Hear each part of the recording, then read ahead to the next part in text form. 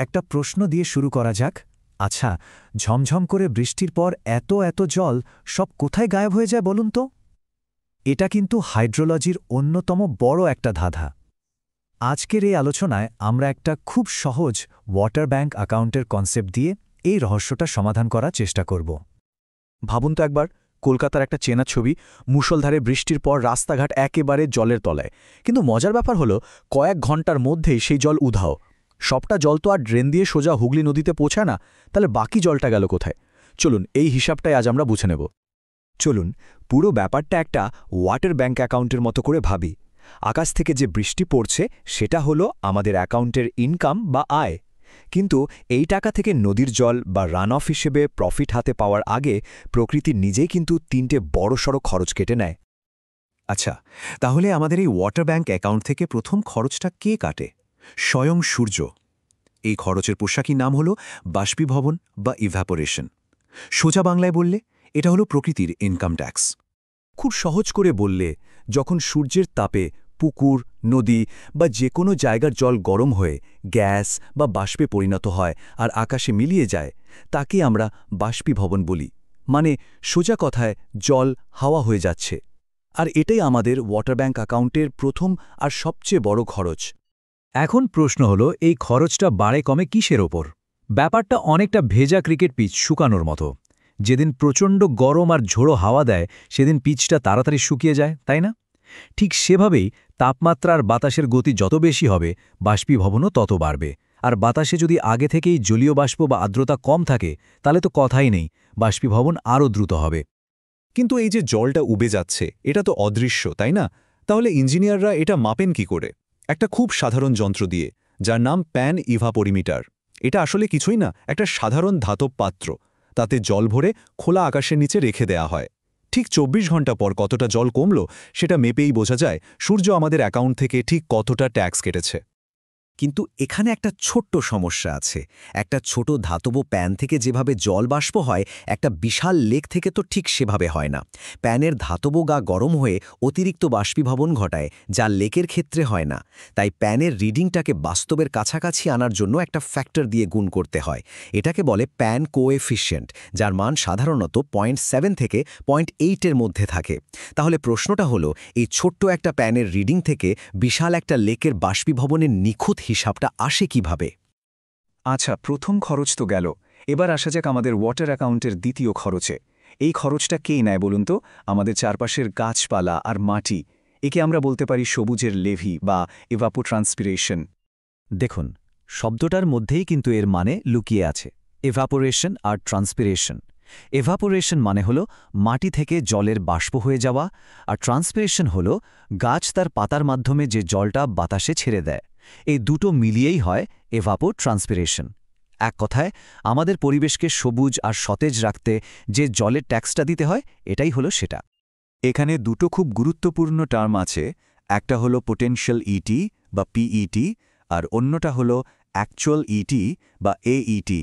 সহজ করে বললে, পিইটি হলো প্রকৃতির উইশলিস্ট, মানে যদি অফুরন্ত জল থাকত তাহলে পরিবেশ কতটা জল ব্যবহার করতে পারত তার হিসেব।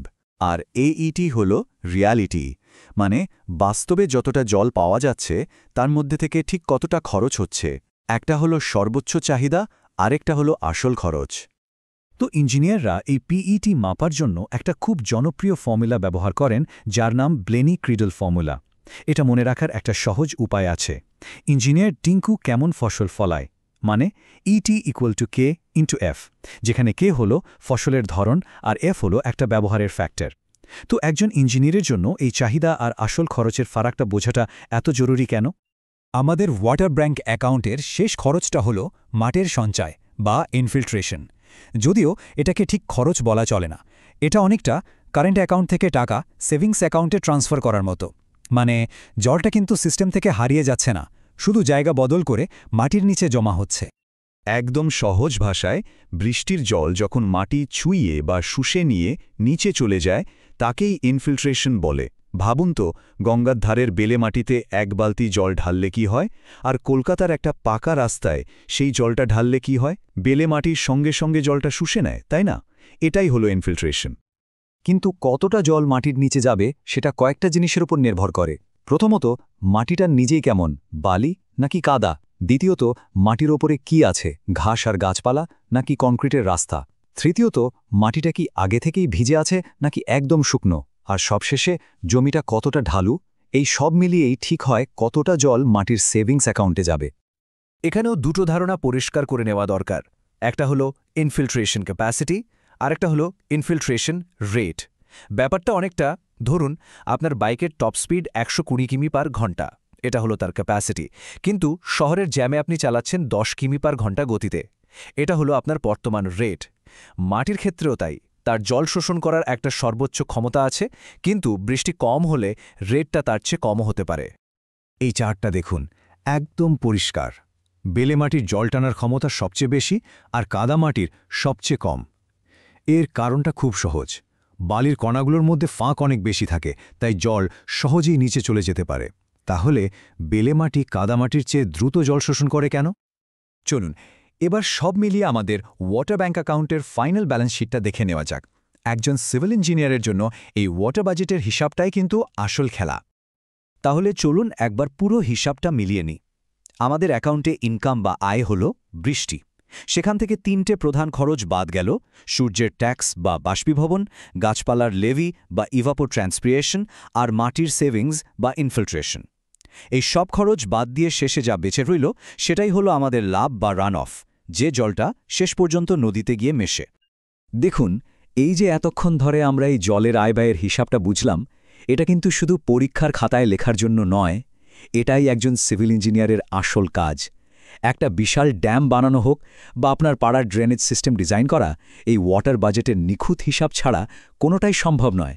দেশের জল সুরক্ষা থেকে শুরু করে একটা শহরের বন্যা নিয়ন্ত্রণ, সবকিছুই এই হিসাবের উপর দাঁড়িয়ে আছে।